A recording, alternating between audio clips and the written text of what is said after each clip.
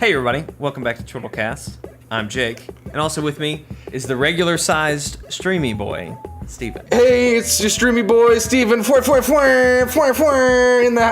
Hey, happy Thursday. That was really Friday. loud. Happy Our audio Sorry. listeners are just gonna be like, what are they doing over there at Chortle Games? Yeah.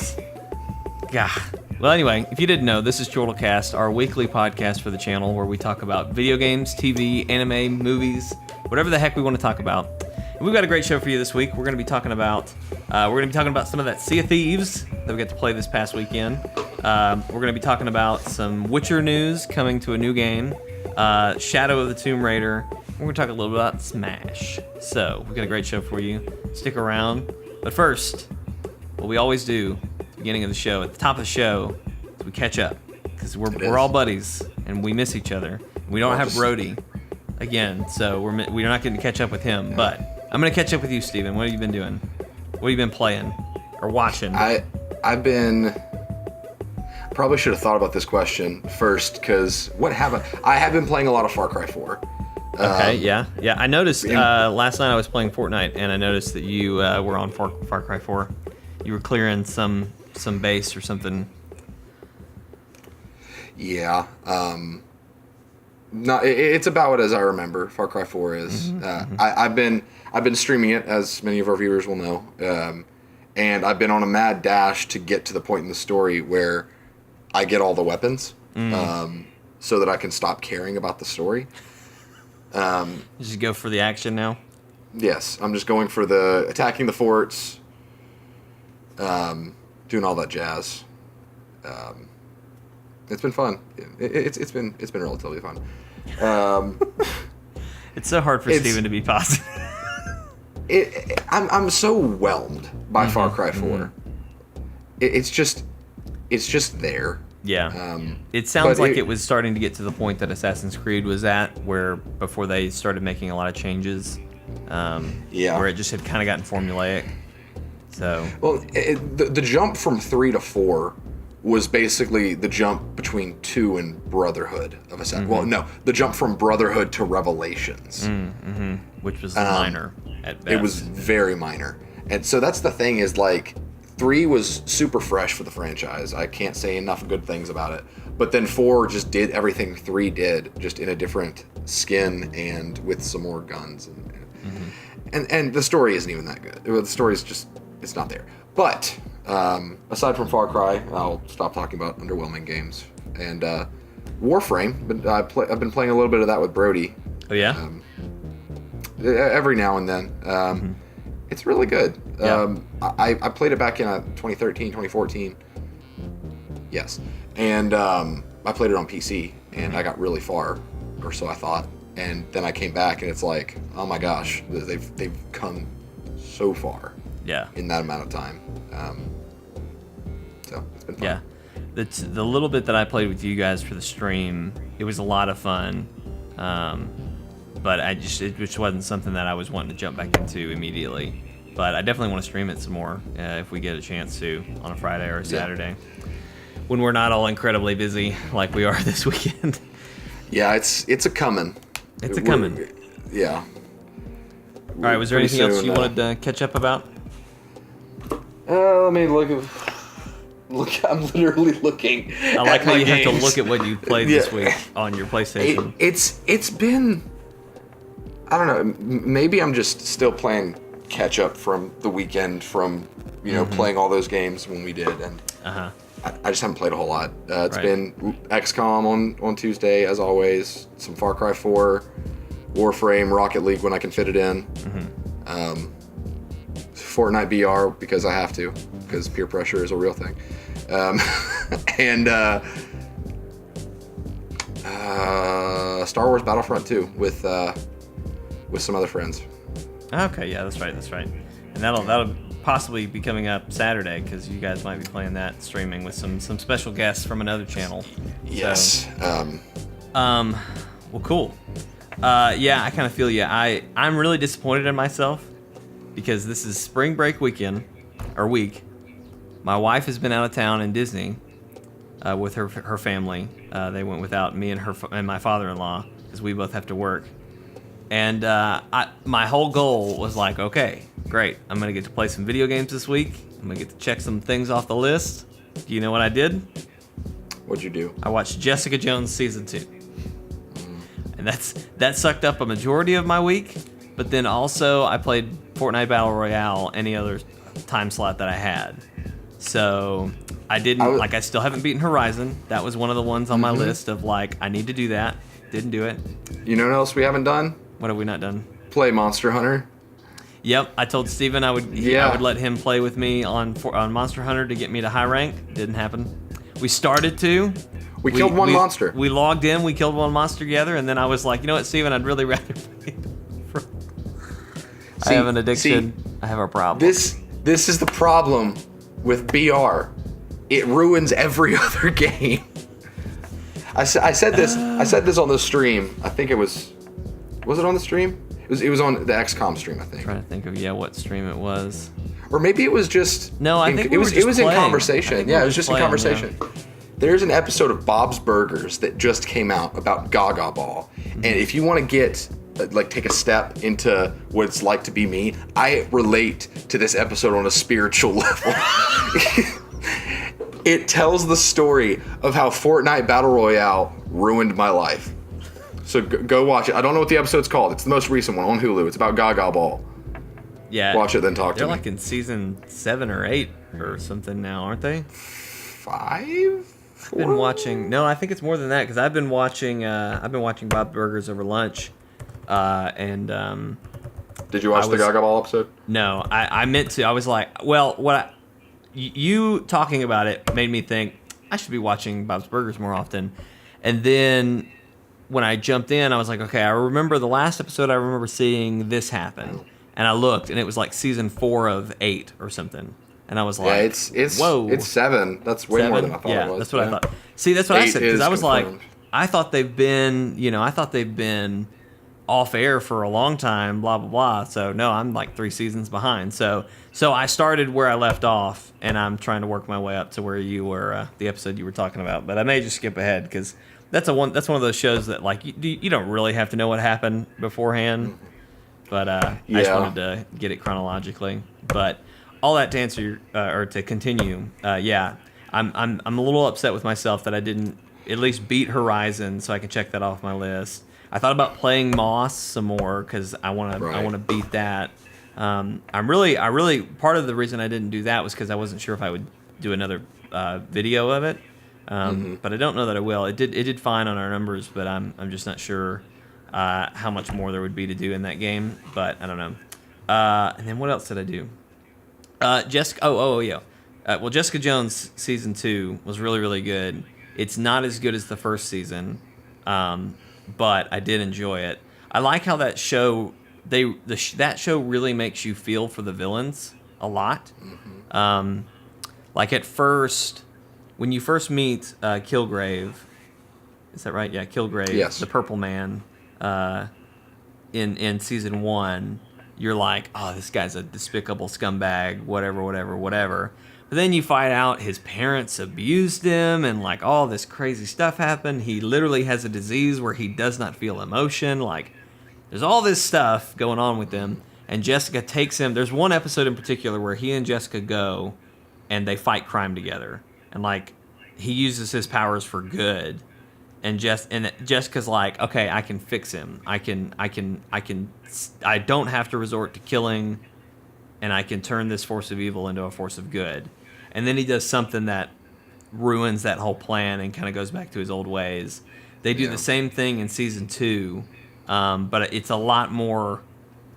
Jessica is a lot more emotionally attached for certain reasons to this villain. And it makes it a lot more difficult. And they made some really tough but intriguing choices with what certain characters do. Like Trish, for instance, kind of goes down a path that I didn't really understand why she was going down it. And I know you talk about this all the time of is the story being driven by we just want to see this cool thing happen and this is the quickest way to get there, or or is this how it would naturally work? I'm trying to decide if it's just I don't understand her reasoning, and so that's why I don't get why she's doing what she's doing, or is it because they're trying to get to point A as fast as possible, and whether or not this makes sense, this is what she's going to do. Taking the Last Jedi narrative route, yeah. Pretty much, yeah. So that's kind of my issues. But anyway, I hate seeing like superhero teams, like not this may be a little spoilery, but I hate seeing superhero teams be broken up. Like Arrow season 2, that's kind of the first iteration of Team Arrow, where we had Roy Harper and Black Canary eventually came on, and it was this awesome team. But by the end of season 2, half of those people are dead. It's not quite that intense in Jessica Jones, but like the team that you build and you see working half the season is broken apart by the end of it. Yeah. So I don't know. It was really, really good. I would recommend anyone who likes Jessica Jones to watch it, but it wasn't as good as the first season by any stretch. And they didn't mention anything about the Defenders. Of course not. Like nothing at all. There's even a reference where somebody says something like, "You just don't work well with others, Jessica." And she said, "Yeah, I tried that once. It didn't work out." But then you think, "Oh, Defenders, yeah, that makes sense." But then she actually she says it again and says something like, "Kilgrave didn't really work out," or something like that. So it's like, I don't know. There were moments where it could have been tied together, but they just didn't. Which is a little worrisome for me, because it's like the best moments in the MCU movies are when they reference each other. Like, yes. Oh, Cap's doing this, but I'm over here doing this. In my movie, those are the parts that they're small. They don't affect the story, but man, does it help with fans' excitement. And it's just stupid to leave those kind of things out, in my opinion. But anyway, the other thing that I did was over the weekend we played the Sea of Thieves beta, which you guys were all there with me for most of that, and we played. I think total I probably played 8 or 9 hours, somewhere in there. 8 or 9, yeah, close to 8. I know I streamed. I know I streamed for 4 hours straight, but before that, I think we did 2-hour streams. So somewhere between 8 and 9 hours. I just want to play that game more. It was so much fun, and honestly, for like the first stream, obviously we were figuring stuff out. The second stream, we were able to get a buddy of mine from high school to jump on with us, and we were kind of able to see what 2-player gameplay is like. But then I did another stream, and for the first 2 hours or so, I was solo. And it was just kind of like, what is the game going to be like now that I understand how to play? What is the game going to be like as a solo player? And obviously with beta, there's probably still some things that aren't, like obviously we didn't see the Kraken. There's some other stuff they've revealed since then. That are going to be in the final game, like legendary status and what is the legendary hideout going to look like, and then there's legendary captains and stuff like. There's a lot of other stuff in there, but like, what is it going to look like as a solo player? And it really was. I got into a nice loop where I was getting quests, I was going to islands, getting treasure, coming back, getting some cash, and going back out again. Sailing is so much fun.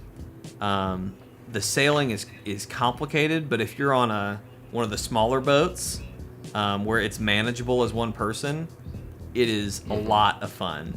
And really, even having to, so there were a couple times where I had another guy. So I had my buddy from high school, and then I had another channel, VOCP Gamer, jumped on with us, and he and I streamed for another 2 hours. When he and I were there, I realized that it's really difficult for 2 people to share that boat, which he and I didn't have voice chat, so that was part of the problem. But basically, if you don't have communication, you can't really both be operating at the same time. Because you would think with more people, someone can be setting the sails and making sure everything's right there while the other person's driving, or the other person can check the map or whatever. But on the smaller boat, you can do all of that without moving. Or not moving very far. something I didn't realize, but I've seen in other people's gameplay, is the map that you can get to. I was getting away from the wheel, walking all the way downstairs, walking up to the map, looking at it. What I didn't realize was if I had just walked to the back of the boat from where my steering wheel was and looked down, I would have been able to see all the way to the map.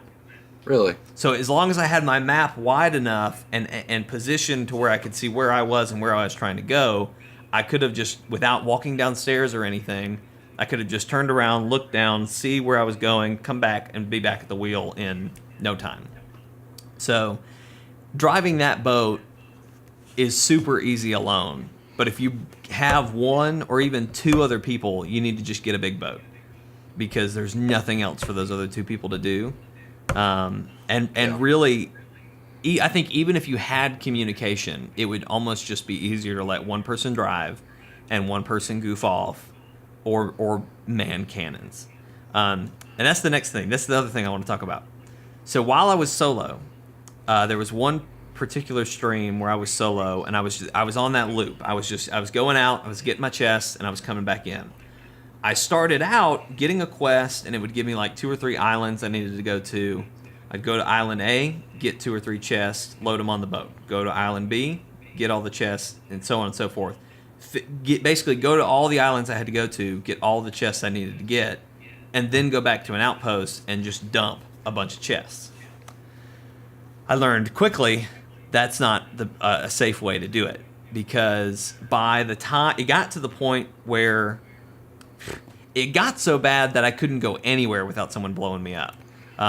There was a galleon. I don't know that they were like stream sniping me or anything, but I felt like they were always where I was trying to go. Hey, you know what? If they're stream sniping you, what an honor to be stream sniped. I'm telling you, man. I mean, come on. I am honored, but golly, the worst one was I had just gotten back with like a special chest. So, Yes. Have you seen the one that's the weeping chest? It's got like a red bearded pirate on the chest, and he like cries when you pick it up. Basically, that chest, what it does is if it's on your boat, it will start to fill your boat with water. So you have to either have somebody constantly bailing water or get to an outpost really, really quick. Interesting. So I had seen that one before in the last beta through other people's live streams. But the one I came up upon was the chest of 1,000 grogs. When you pick it up, you are as drunk as you can possibly be in the game, which I had a lot of experience in, Yes. fortunately. So basically, you are just completely wasted drunk. And when you play the game and you get drunk, your controls are messed up. Like if I try to go left, I may go left, but when I stop to, if I try to stop going left, I may continue going left for another minute or two before I go right. So, and then it's all wonky, like the visuals are all out of whack. It's really honestly difficult to work with when you're drunk. So that was an interesting chest. I was hoping that I thought when I picked it up, I was like, great, I'm going to be drunk until I get this chest to an outpost and delivered. Like I thought once I put it on the boat, I would still be drunk. Fortunately, once you drop it, you're not drunk anymore. So it just goes away immediately? It goes away. Wear off? Yeah. So once you put it down, it's good. Okay. But yeah, that was so it was around that I had gotten that specialty chest. So as soon as I got to the outpost, I got that one and delivered it. I got my cash. There was some weird glitch where like it wasn't telling me how much I was getting, and like it didn't confirm to me that things were being downloaded. But when I checked my money, I was always getting more. Anyway, I turned that one in. Didn't really see how much I got. I supposedly got a lot because those are supposedly really rare. I went back, got another chest, dropped it off. As I was swimming back to my boat to get another chest, a galleon drove by, and they shot me, but they continued to move.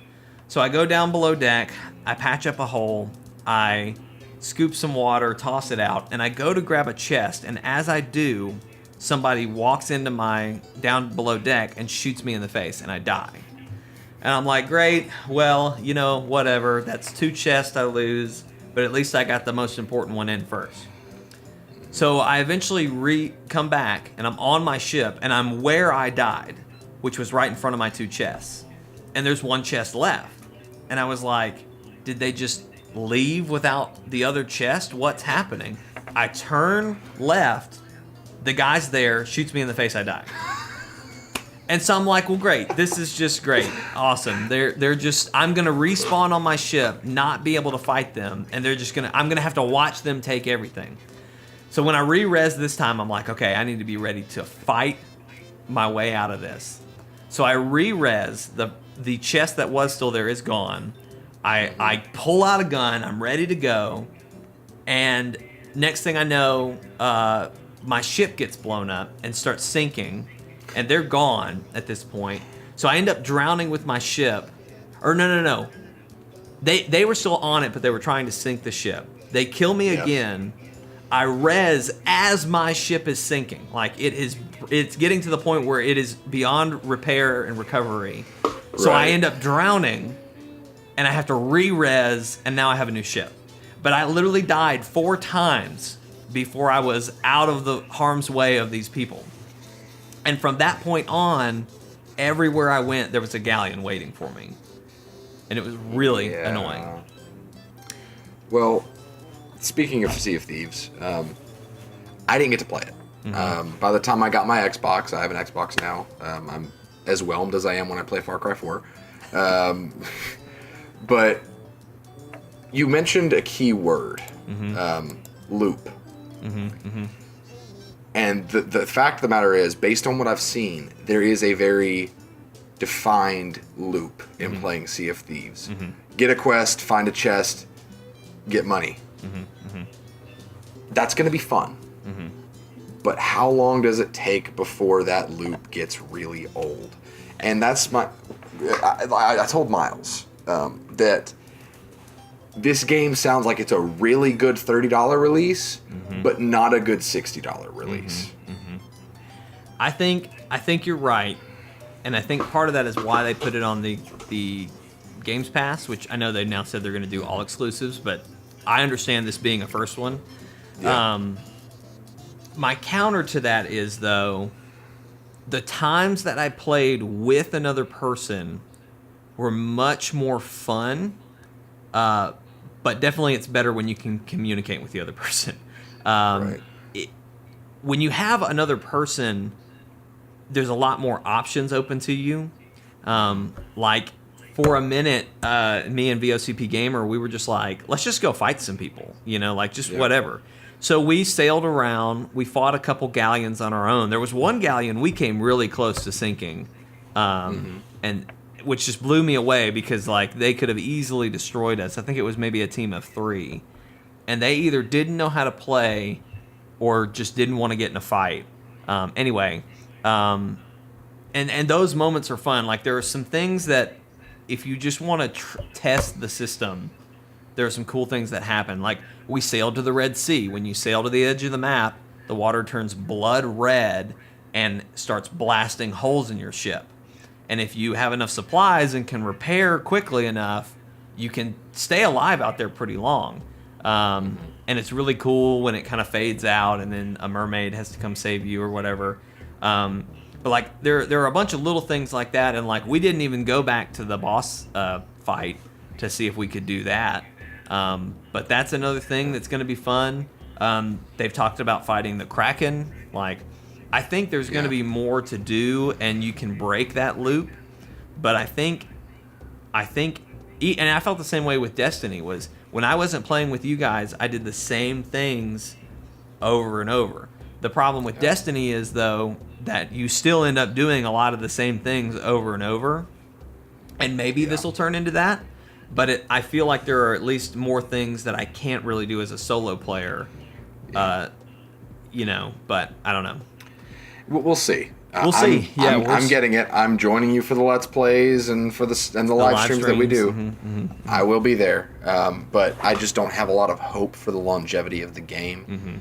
And it's kind of set up to fail for me because a week after it comes out, Far Cry 5 comes out. And so I'm probably going to jump ship, pun intended, always yes, pun intended, always. But, we'll see. We'll see.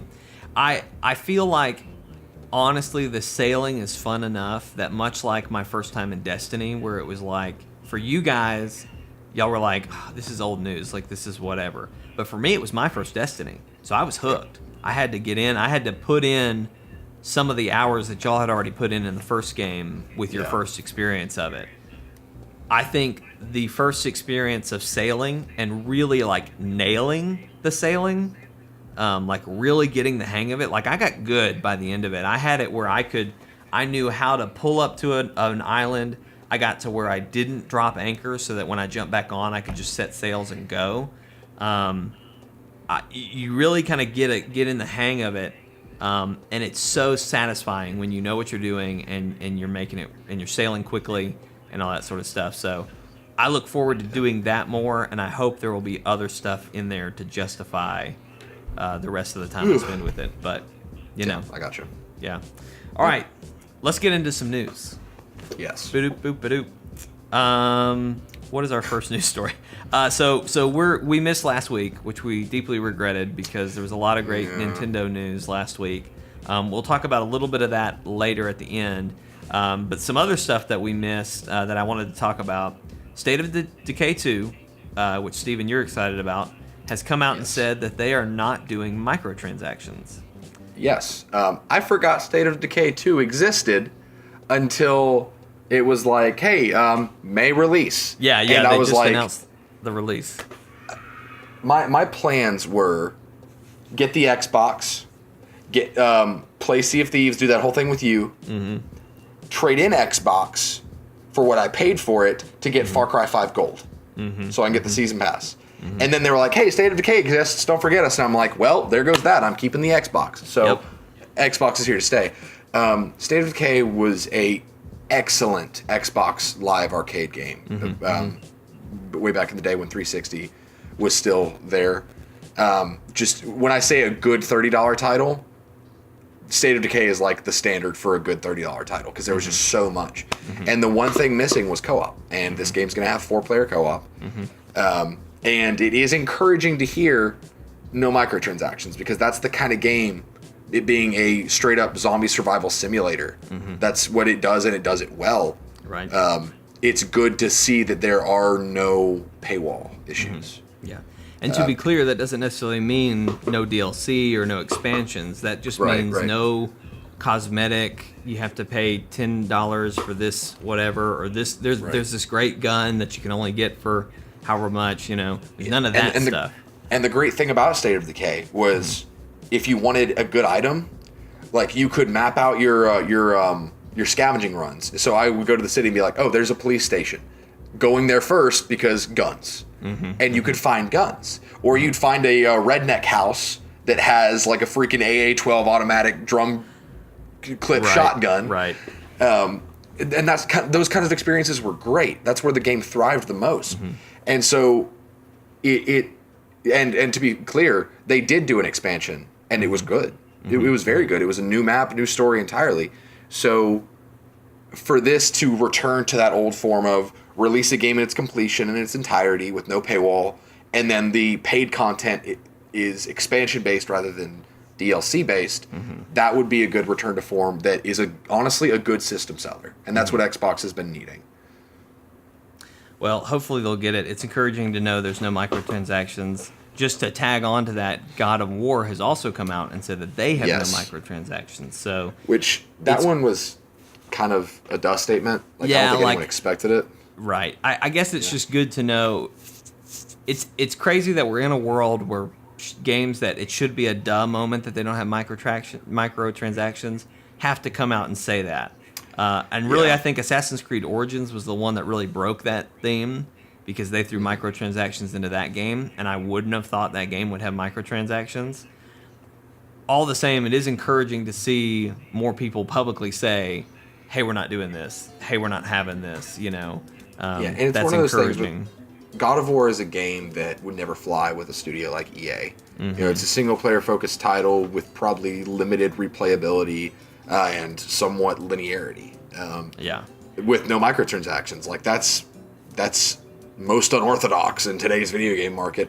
So it's nice to hear them flat out say, like, yeah, this is what the game should be. Right. So, good on them. You pay what you get for. You get what you pay for. All right, next bit of news. So Stardew Valley creator and game developer Chucklefish they have previously announced that they were working on another game that was kind of like a Harry Potter meets Stardew Valley. It's been under the code name of Spellbound, which, Steven, you were just mentioning they had a game called Starbound, which a lot of people were like, those are going to get mixed up real easy. Yes. I don't know. I assume that Spellbound was just kind of a code name for them, but they have now officially announced it as Witchbrook. And I, again, am just very excited for this game, just because it does sound like you're going to Hogwarts. They've talked about you're gonna go to classes, and you're gonna take potion classes and charms classes, and it's gonna be all about building your character and learning how to use different magics and everything. And I'm not the biggest fan of like Stardew Valley. Like, I've tried to play a little bit of it. But I think I could really get into it with more of the magic and witch element, which I know there's a little bit of like fantasy in Stardew Valley, but you have to kind of find it. I don't know. I feel like I could get more into it with Witchbrook here. So I didn't know, because I know you and Brody had talked about this game before, and you guys talk about Stardew Valley all the time. Mm-hmm. I had no idea Chucklefish did both. Yeah. Because Starbound is a game that I have pretty much nothing but good things to say about it, because it was early access, and when it came out early access, it was fairly bare bones, but it's exploded now. It is what No Man's Sky should have been day one. Yes, to where like you have your own ship, you can recruit crew members that can go on missions with you, you can craft, you can make bases. The galaxy is huge. Like it's amazing. Right. It's a game that I still go back to regularly, even though I don't play much PC anymore. So that being said, what's it called? The witch game? Witchbrook. Mm-hmm. Yeah. You have my attention. That's all I'll say. I mean, it's definitely going to be more of a sim. It's not. I don't think it's going to be just super actiony, but I'm still interested in it. I mean, to be honest, Stardew Valley, the guy who made it, he made it because he loved Harvest Moon and wanted to have that kind of an experience, but he wanted to do it his way.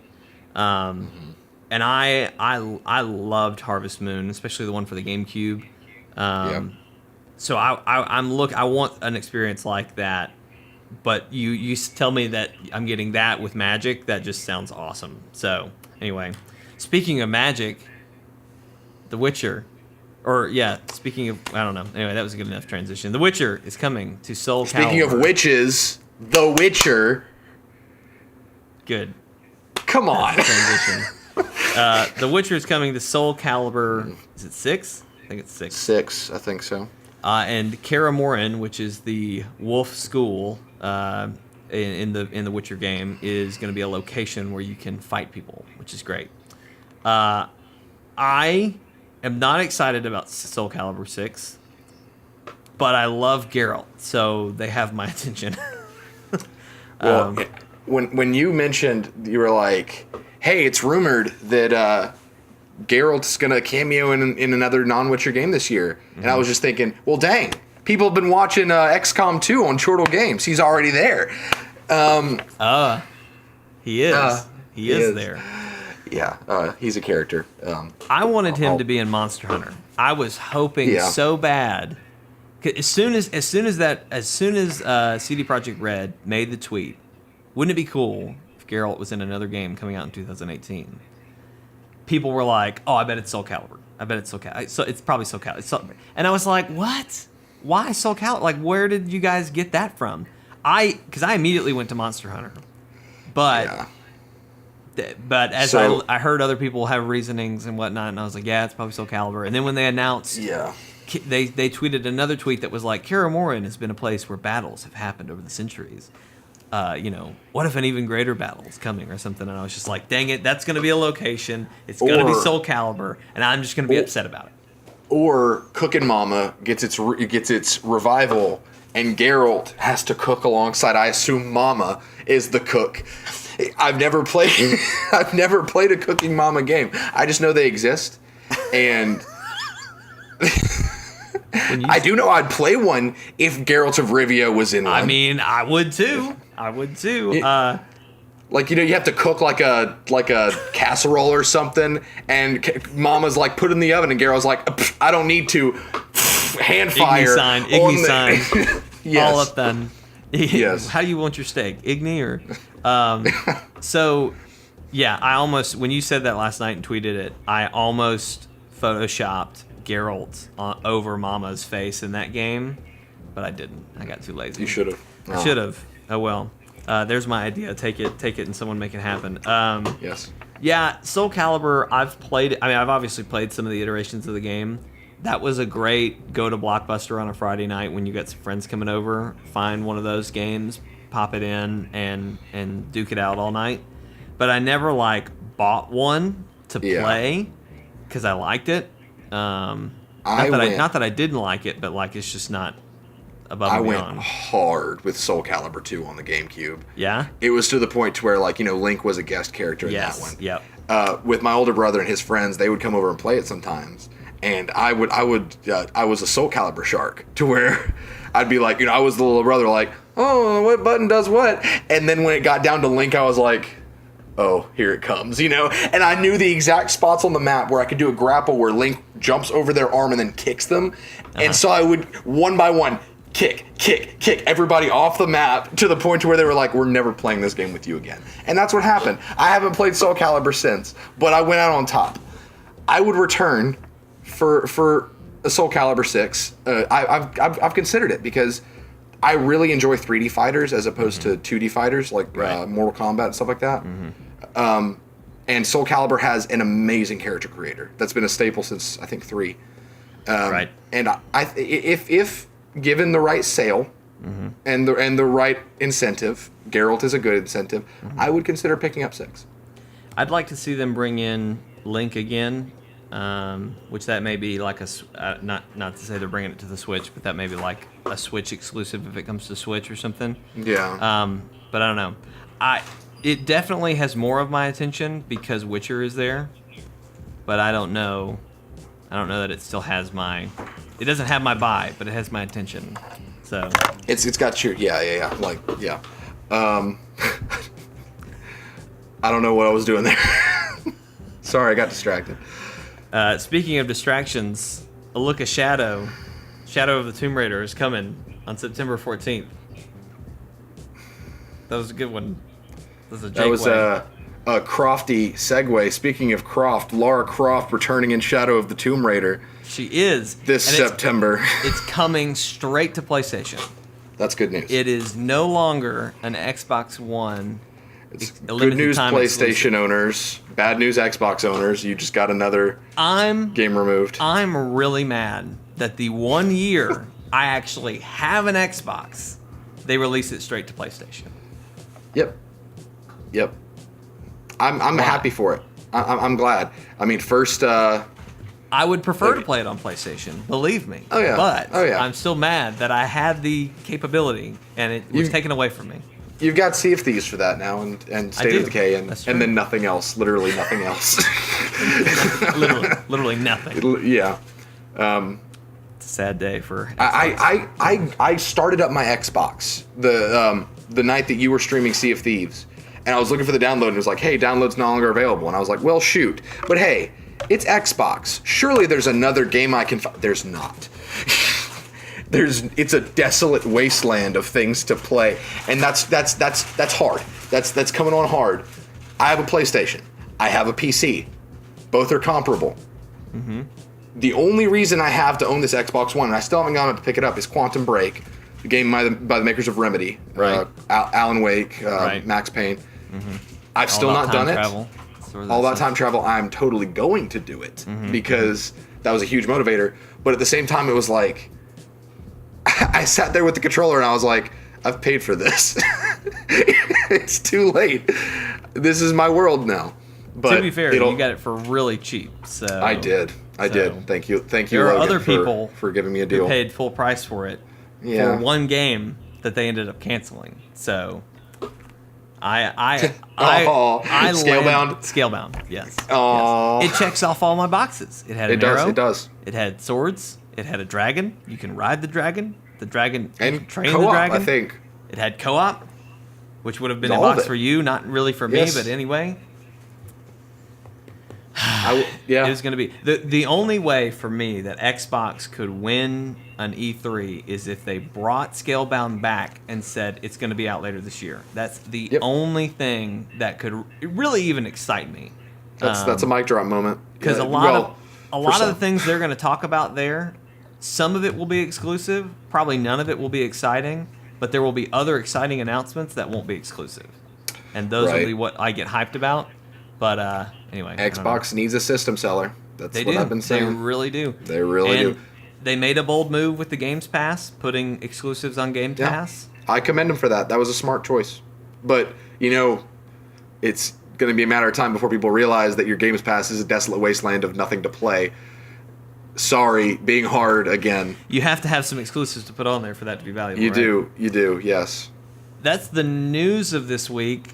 I'm going to say as I flash my IGN app to see if they've talked about Spyro being I've released got yet. I've got a page pulled up that I'm literally pressing enter on every 2 minutes to see if they announce it. I don't but see it. I'm so depressed. So just Spyro for is Spyro, coming, you've heard me scream and gawk about Spyro and how much I want there to be a Crash Bandicoot Insane Trilogy-esque Spyro release.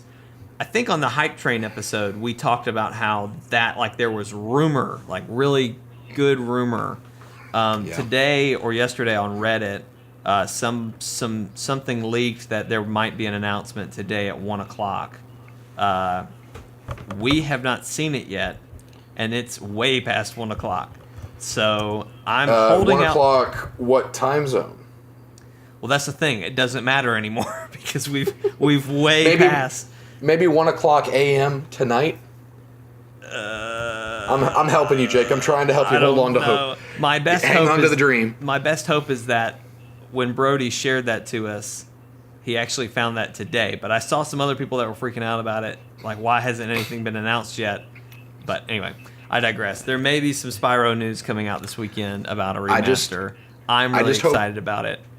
Literally the only thing I want out of this entire situation is that I hope we find out about it while recording, streaming, whatever, so that we can get Jake's initial, oh my god, Spyro's coming back in action reaction on camera, live, whatever it takes. That's what I want. That's my wish list. I will absolutely lose it. I will be so know. excited. I know you will. Today, I think it was Tim Geddes with Kind of Funny, shared a tweet, and he was like, "Where there's smoke, there's Spyro, baby," or something. But he posted a GIF of Spyro, and it's aged. It's from the older original games. It's aged. It doesn't look quite as good. He didn't use But the Skylanders one? No. It was from one of the older original games. I got so excited though when I thought about how did Crash look, and how does he look in the new trilogy. How is Spyro gonna look? And I got so excited, Steven. I was like way up here with excitement because oh man, as Miles would say, it got me hard, got me real hard. I was real excited about it. But anyway, enough news, or I guess this is still kind of news. Last week, Nintendo did the greatest thing they could have done in a direct, which was announce that Smash will be coming to the Nintendo Switch in 2018. I could go on and on about how much I freaked the hell out when they announced that. I was in the car and I was mouth over hands, like, what are they doing? Is this it? Oh my gosh. And all the videos you've ever seen, that was me. That was what I was doing. I was freaking out. So I am not accepting defeat. I've said on this podcast, Smash coming out 2019. I stand by it, and I will stand by it until a game is in my hand and a Switch is in my hand. Start a Kickstarter to get me a Switch. I don't have money. We have to start a Kickstarter. We're going to call it Help Steven Smash. And it's going to get him a Switch and the whole 9 yards. And probably I said, cease and desist. To your point, I have said it's going to happen in 2018. I know you have. They have come out and said, and so far we have not had any delays on the Switch. Zelda, they never said when it was going to be released until we got the actual release date. So nothing else has been delayed yet. So here's my thing. You know, I'll look for any angle to be correct because I love being correct. So they could hear me out, Jake. This is an important part. So they could do a 3DS Switch, you know, different versions. The 2018 version could come out on 3DS. They did this before. And then 2019, so that Steven can be right and he isn't wrong. No. 2019 Switch Smash. I'm going to call it right now that it's going to come out in October or November. It'd be November if it's going to be fall. It's going to try to land where Black Friday is so that it can be the top of the fall market going into Christmas and going into the new year. That's probably best case scenario. Worst case scenario, it gets delayed past that. But I guarantee you at E3, we're going to see a lot more about this game. We'll probably find out the first at least 5 or 10 fighters who are going to be in it. And it may be nobody. Sure. I don't know that there's going to be any super crazy surprises. There's going to be at least one. Well, like at least one character that we haven't had before. Right. Confirmed, you know. Well, like I think we'll see the Inklings. I think we'll see Mario, Zelda, or Link, Zelda. You know, some Jimmy basic, Neutron. some like basic people who have always been like. We'll probably see Pikachu. You know, just staple characters who like, they're going to be in there. They've been in it since the beginning. Samus. Right. But then, maybe we'll see one other one that's like, whoa, but I don't know. Anyway, all that to say, Steven, let's just run through a dream scenario. Okay. Who are some people you would love to see in Super Smash Brothers for the Switch in 2018? Okay. Well, for one, just a throwaway, I want to see Captain Toad in there. Yes. Oh my because gosh, I hadn't haven't even thought about that. I never played Captain Toad. I'm buying the one for Switch because I didn't get the one for Wii U for this reason, because I knew either a 2 or an upgraded version would come to Switch, and it is happening, and I'm going to play that game for the first time on Switch, and it's going to be like it's a new game. Here's my reason, though. For one, I think Captain Toad is adorable and awesome, but 2, it is about time that Toad has something else to do other than be Peach's meat shield. Toad needs the respect he deserves. It is time for the Toad people to rise. Yes.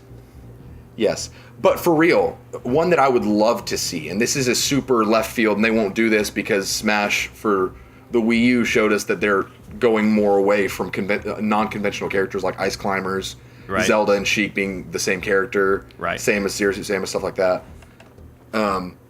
Fire Emblem Awakening and Fates, like all the Fire Emblems. Yes. The 3DS ones. They have it to where you can make characters buddy up. And I think it would be the coolest thing if they had a Smash character that was 2 characters from Fire Emblem buddied up to where one of their abilities was that they switched like Zelda and Sheik do. That's a great segue into one of my wishes, and that's kind of similar to what I was hoping it would be. I want the champions from Breath of the Wild to be fighters.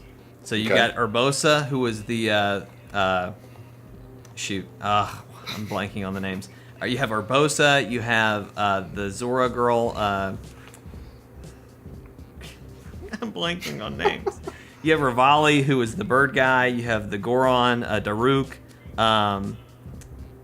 Mipha is the Zora girl. You've got 4 of them. If they were one character, but you could switch between, which I think 4 would kind of be a handful. But like that's a solution to get them all in, but not like take up space in the roster. If they don't want to go that route, I would love to have all 4 of them because I would play the hell out of all 4 of them. They were all so cool. Well, and I miss in Smash having the unique characters like Pokemon Trainer.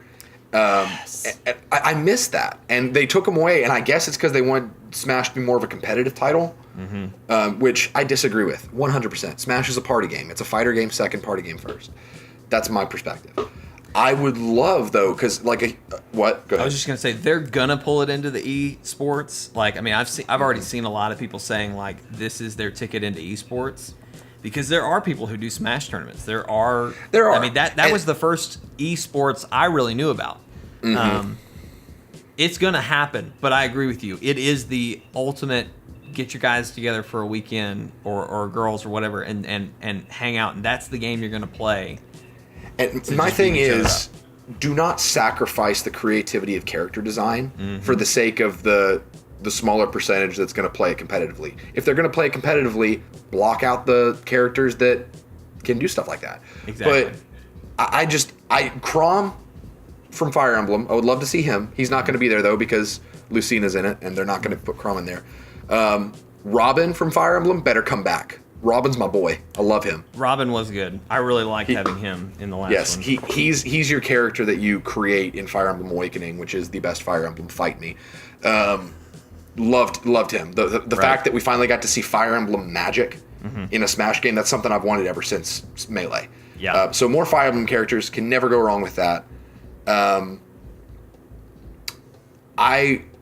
maybe this is an unpopular opinion, the Mii fighters, the ones you got, the created characters. That's gone. That's absolutely gone.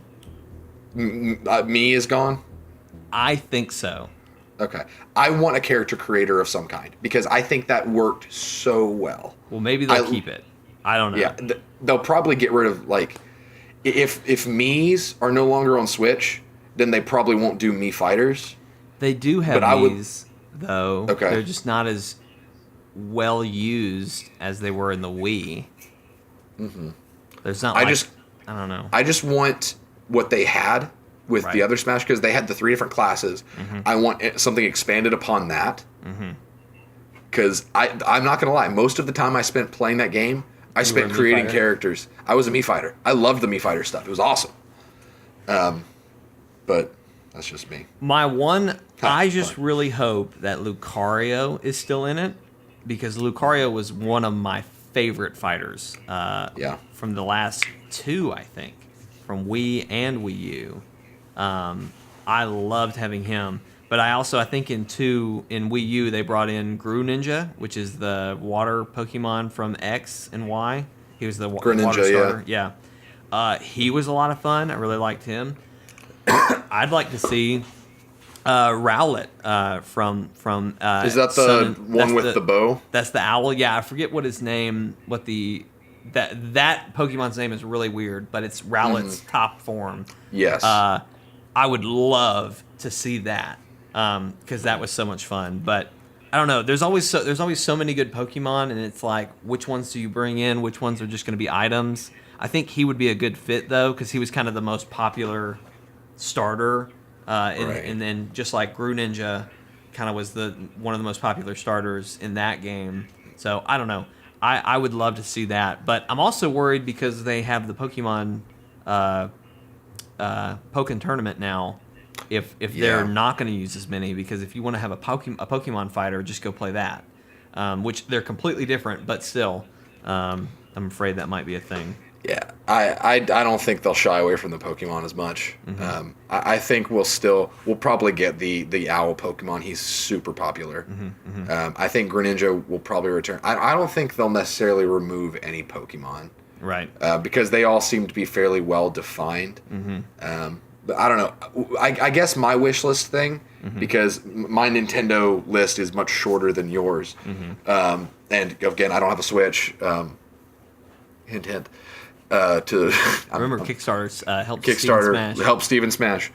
I want to see more technical characters, more characters that add something new to the game that are more creative. I want to see the stuff like Zelda and Sheik being the same character. I want to see that kind of stuff coming back. I want to see the Ice Climbers come back, even though I never played them. They were fun. Right. They were fun little. I don't know that I care to have them come back. I hope Olimar is still in it.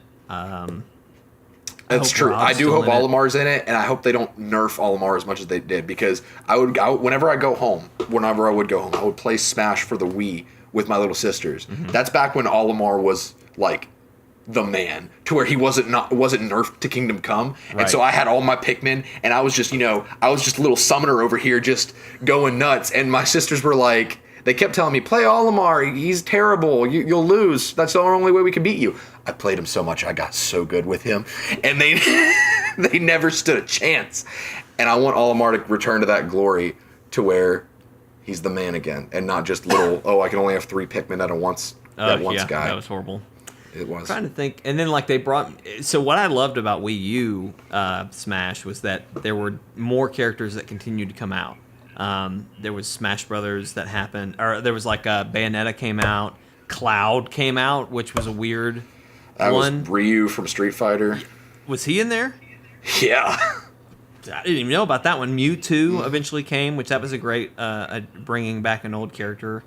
He kind of got replaced with Lucario, and they do play very similarly, but I like Lucario better, I think. Lucas from Earthbound. I want him on the main roster. He was DLC last time, but Lucas is my best Smash character. Oh, that's right. They replaced him with, who was the other? They didn't replace him. They just had him as DLC. That's weird. It was because really it was Ness. And then Lucas came in on the Wii version. And then Lucas came back as DLC for the Switch version. Gotcha. I'm trying to figure out what they could do for 1-2 Switch, because they had the Wii Sports Lady. The Wii Fit Trainer. Wii Fit Trainer. I'm trying to figure out if there's something from 1-2 Switch they could bring in from that. But I don't know if they use like actual people for that, don't they? So there's probably not. Yeah, it was kind of it was an interesting character, to say the least. Maybe it's like Resident Evil 2 when you could unlock the secret character, the block of tofu. Maybe in Smash it's going to be like you can play as a Joy-Con. maybe. I also, so obviously the Inklings are in it. I think it's obvious that there will be a boy Inkling and a girl Inkling. It probably skins. I hope it's not just skins and they play differently. But I also hope there will be an Octoling skin for them. So an Octoling is the octopus version. I hope there's at least one skin that has an Octoling skin on it, but I don't know. They may not do that. Yeah. I'm curious if there will be any ARMS characters in it, like if they'll put Springman or something in it. I think so. I think they'll put I feel like they'd have to. But see, the thing with that is Splatoon was on Wii U, but they never made it to Smash. Now they're on Smash, but ARMS came to Switch this year. So are they big enough? Are they solid enough in the community that they're gonna in the Nintendo lore that they're gonna be able to come onto Smash? Because that's kind of the big deal. When you make it onto Smash, you're in. I mean, you know, with that, it's a symbiotic thing to where you put a character from ARMS in Smash, you sell more copies of ARMS, like. They don't have to purchase the rights for the character. They just have to program a character in. They might as well. Right. It lends itself well because it's a fighting game. Like, why not put a fighting game character into another fighting game? Right. That's. I also hope we'll see some like more obscure Mario characters. Like, I'd love to see Dry Bones in it. I'd love to see. I'm trying to think of who else was in the. There was somebody else that was in. Like Rosalina. I want Rosalina to be a fighter. She was in Wii U, but I want her to come back. She was in. Yeah. I want her to come back. I'm trying to think. There was someone else that was in Mario Odyssey that I was really excited. Oh, Paulina. That would be cool if she could come in it. But I don't know. I'm really excited. I hope we don't lose anybody. I hope it just continues to grow. But I don't know. I'm just ready to play that game in 2018. 2019. Hey everybody, thanks for tuning into this episode of Chortle Games. We do hope that you've enjoyed it. If you did, there's a few things you can do to help us out. Number one, if you're watching on YouTube, you're already on chortlegames.com, and you can leave us a nice little comment on this video. Let us know what you think. Let us know who you want to see in Smash in the comments, because we would love to know that. If you're an audio listener, we do appreciate you as well. If you could leave us a review on iTunes, that really helps get the channel out there. Also, you can send us an email at chortlecast@gmail.com. You can give us topic ideas like, who do we want to see in Smash? What's our dream roster? A few weekends ago, we talked about like what are the most exciting things that are happening in 2018, gaming-wise, et cetera, stuff like that. Any kind of topics you'd like to hear us talk about, or if there's a news story you heard about that matters to you and you want to hear our opinion, feel free to drop us that in the email. You can also tweet us on Twitter at Chortle Games, and we'll tweet you back. You can also find us on Facebook, which is also Chortle Games. We have a page, and you can drop us messages there and let us know about some stories you want to know about. We post a lot of content on there. Steven always does really funny descriptions for our videos and our live streams. Sometimes they don't fit on the Twitter, so you can always go check those out and get the full version of those. But yeah, we've got some great content coming up for you this week. Steven had to jet, so that's why I'm alone. We are going to be doing...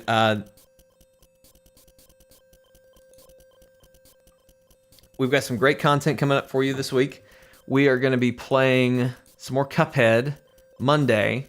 I believe, yes, Monday is the finale of Cuphead. We fight the devil. It goes horribly wrong. It was really hard. Like King Dice, we spent about 3 hours fighting him. It's rough, but it's interesting. So go check that out.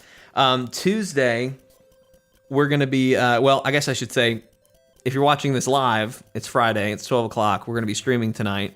Brody and I are going to be streaming Kirby Star Allies. We're going to stream that. We're also going to be streaming Darwin Project. So look forward to that also sometime tonight. Saturday, Steven is going to be streaming. We mentioned this at the top of the show, but he's probably going to be streaming with another channel that we're helping them kind of get. We're helping them through the process of making a channel and getting started. So they're called Friendly Fire Games. We're going to be streaming with them at least at some point on Saturday night. So feel free to jump in and check us out on Saturday. Steven may do something else by himself. He hasn't really talked to me about it, but we typically do 2 streams on Friday and 2 streams on Saturday. So just look out for those. Like I said, Monday is Cuphead. Tuesday, Steven will continue his XCOM series, but we are also going to have a bonus stream on Tuesday because Sea of Thieves comes out that day. So it'll probably be me and Steven, if not Steven, just me, sailing around, getting started in the game for real this time. Now that I've played it, I should be able to move pretty quick and do some stuff. So feel free to jump in that chat and let me know some stuff you want to do. But for Steven's XCOM, you can jump in. If you want to be a part of that, you can leave a comment on any of our videos. You can comment here. All he needs is a name, a first and last name. They can be fake, a nickname. He needs what class you'd like to be. If you don't know that much about XCOM, you can just kind of tell him that you don't care what class you are, and he'll pick something for you. And then any sort of characteristics you want him to know about for your character. So like one of our favorites is a girl named Colleen. She's got red hair. She's always got a cigar in her mouth, and she has an Irish accent. So any of those kind of details, Steven can do some really crazy stuff in that game with Character Creator. So get as creative as you want with that. Wednesday, will be a Let's Play of Kirby Star Allies. So if you see the live stream on Friday, that's going to be some late game stuff. This will be some early game stuff, kind of our first reactions to everything that's going on. So it'll be me and Brody. Look forward to that. On Thursday, we'll have another Couch Co-op live stream. I'm not sure what they're planning on doing yet, but again, the Couch Co-op live stream is typically a co-op game that we play. We try to do it true Couch Co-op, so you can look forward to that. Then Friday, we're going to have A Way Out. We're going to have another podcast, and we're going to be live streaming A Way Out and Ni no Kuni 2. So a lot of great stuff coming up over the next week. It's crazy how much stuff we're getting to do now with Steven and Miles being a part of the team. So we've got a lot of great stuff coming for you. So hope you've enjoyed this episode of Chortle Cast. We do it every Friday at 12 o'clock. So we'll see you next time. That was a weird salute that I just did there. I don't like being